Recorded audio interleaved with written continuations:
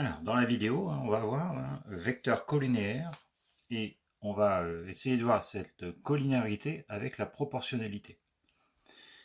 Alors, j'ai deux ongles. Ici, premier exemple de vecteur. Le vecteur U, le vecteur V, je connais leurs coordonnées. Alors, si j'ai des points A et B et que je veux le vecteur AB et un autre vecteur, je calcule d'abord les coordonnées. Mais il me faut les coordonnées des vecteurs. Donc, deux vecteurs sont collinéaires, si et seulement si leurs coordonnées sont proportionnelles. Donc on va essayer de voir si les coordonnées de l'un sont proportionnelles aux coordonnées de l'autre. Alors pour ça, on reprend exactement la même technique que la proportionnalité et les tableaux de proportionnalité. On va diviser les coordonnées de l'un par les coordonnées de l'autre. Donc ici, on va diviser 7,5 par 5, donc le x de v divisé par le x de u par exemple, et on va diviser même chose, le y de v, l'ordonnée de v, divisé par moins 3. Et ensuite, on va comparer ces deux résultats. Alors, on pourrait faire 5 divisé par 7,5 moins 3 divisé par moins 4,5, ça ne change rien. Alors, si on calcule, ici, on trouve 1,5, ici, on trouve 1,5.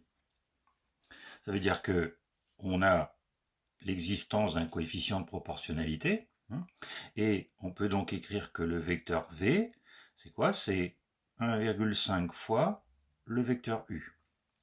Donc comme on a l'existence d'un facteur k tel que v égale k fois u, u et v sont collinéaires. Voilà. Et ici, à chaque fois, on va prendre la même technique. Donc, deuxième exemple, même chose.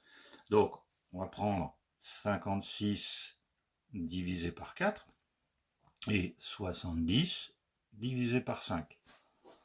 Alors 56 divisé par 4, alors si on fait le petit calcul en allant, on divise par 2, ça fait donc 28 sur 2 et ça fait 14.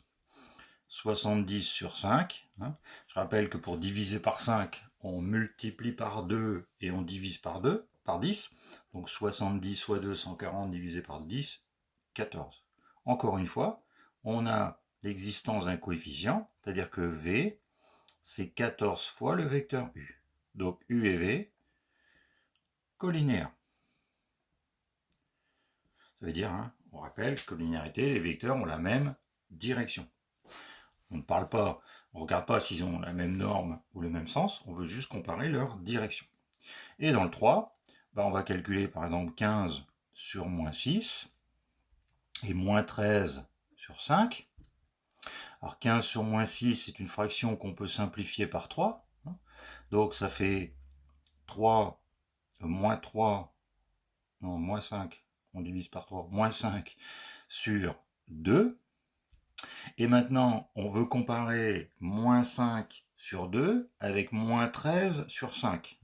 Alors ce qu'on peut faire ici, c'est qu'on va la multiplier par 5 et ici multiplier par 2. C'est-à-dire qu'on met les fractions au même dénominateur. Donc on a moins 25 sur 10 et ici on a moins 26 sur 10. Donc, deux coefficients ici différents, ça veut dire qu'il n'existe pas de coefficient qui multipliant U va obtenir V ou l'inverse. Donc U et V ne sont pas, donc non collinéaires. Donc voilà une application en fin de compte de la proportionnalité pour montrer que des vecteurs sont collinéaires ou pas.